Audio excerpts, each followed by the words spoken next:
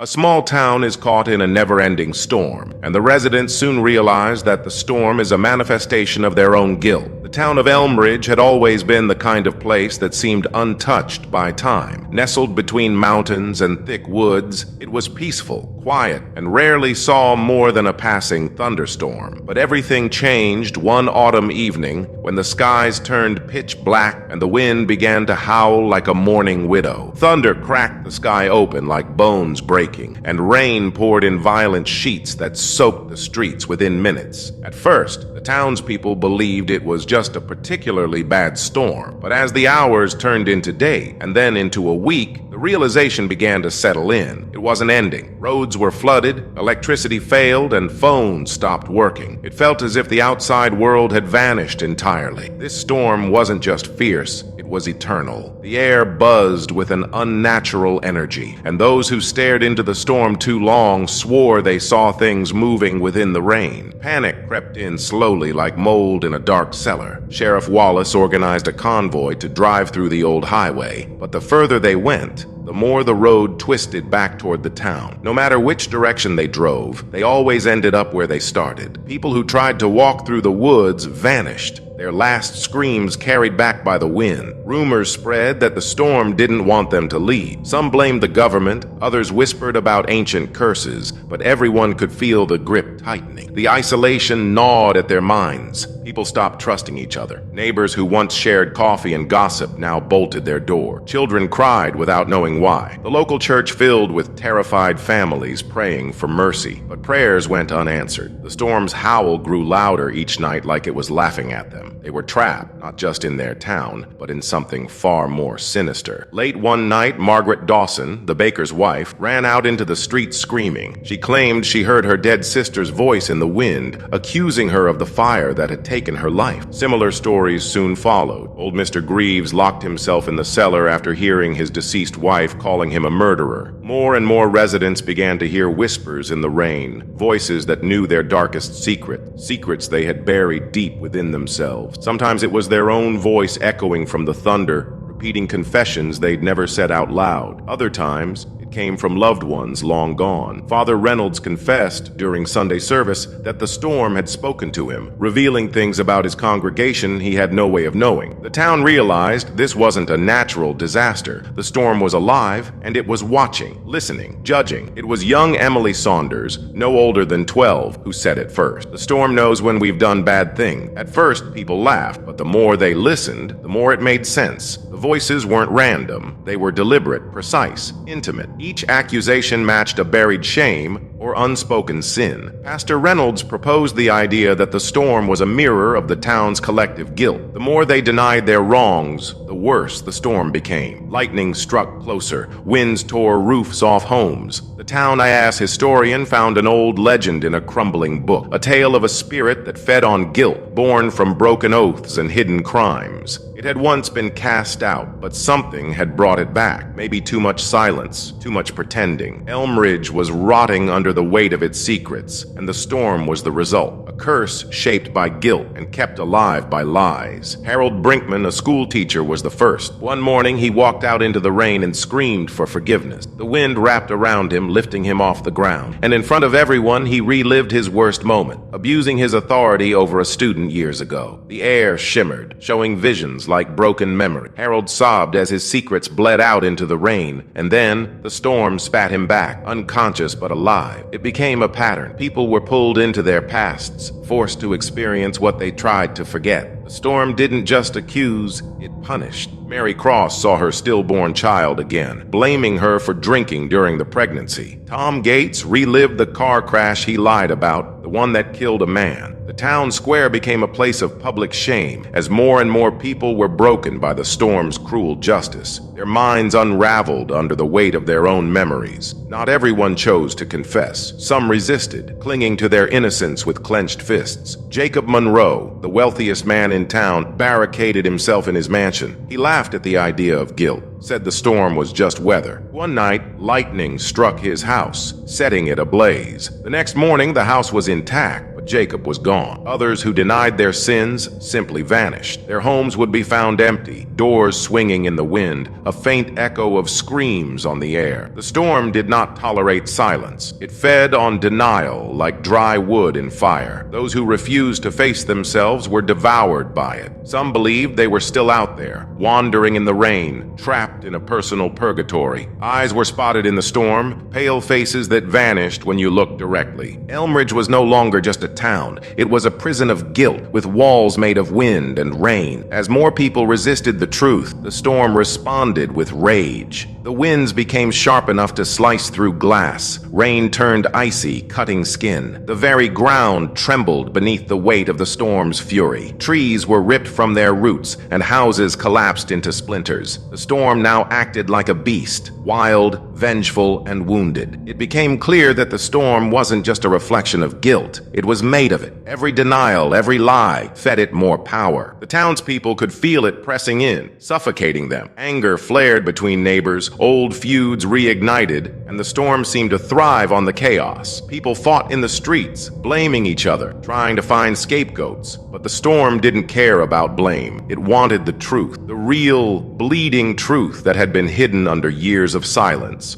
Until then, it would keep growing and consuming. Led by Emily, Pastor Reynolds, and a few brave souls, the remaining townspeople formed a circle in the old church. They began holding nightly gatherings where each person would step forward and confess, not to be judged but to be heard. They cried, screamed, collapsed under the weight of their own words. As they made amends, even small ones, writing letters, visiting graves, forgiving others, the storm would soften for a few hours. The wind would slow, the rain would ease. It became their only hope. People began seeking out those they'd wronged, begging for forgiveness. The town became a place of healing through pain. It wasn't easy. Some couldn't handle it. But those who did felt a strange warmth after, like a candle lit in a long, dark hallway. The storm was still there, still watching, but now it seemed to listen. For the first time in weeks, a sliver of dawn touched the horizon. One last scream tore through the night. It was Sheriff Wallace. He stood in the center of the square, eyes wide, breath ragged. He confessed to letting a murderer go free 15 years ago, his own brother. He buried the evidence and lived with it ever since. The sky above him cracked open like a wounded animal, and the town shook. People gathered, listening in silence. When he finished, the storm calmed, almost completely. There was one secret left. Emily, the girl who seemed to know more than anyone, stepped forward. With tears in her eyes, she admitted she had known what her father did to her mother and said nothing out of fear. She whispered, "I thought if I stayed quiet, it would go away." As her words faded, the storm let out a final howl, long and sorrowful, and then nothing. No wind, no rain, just silence and the smell of wet earth. Elmridge awoke to clear skies and sunshine for the first time in what felt like eternity. Birds chirped, leaves shimmered, the air was clean, as if the storm had washed not just the streets, but their very souls. Yet not everyone was there to see it. Many were lost to the storm, their guilt too heavy, their secrets never spoken. But those who remained walked the streets with open eyes and quieter hearts. The town was smaller, older, chained, but it was free. The people now lived honestly, humbly, and openly. They never forgot the storm. Some say you can still hear whispers when the rain returned. A reminder that guilt, when ignored, becomes a storm that never ends. And the only way out is through the truth. If you found this story haunting and powerful, don't forget to like, share, and subscribe for more chilling tales. Tap the bell icon so you never miss the next nightmare. And tell us in the comments, what secret would your storm reveal?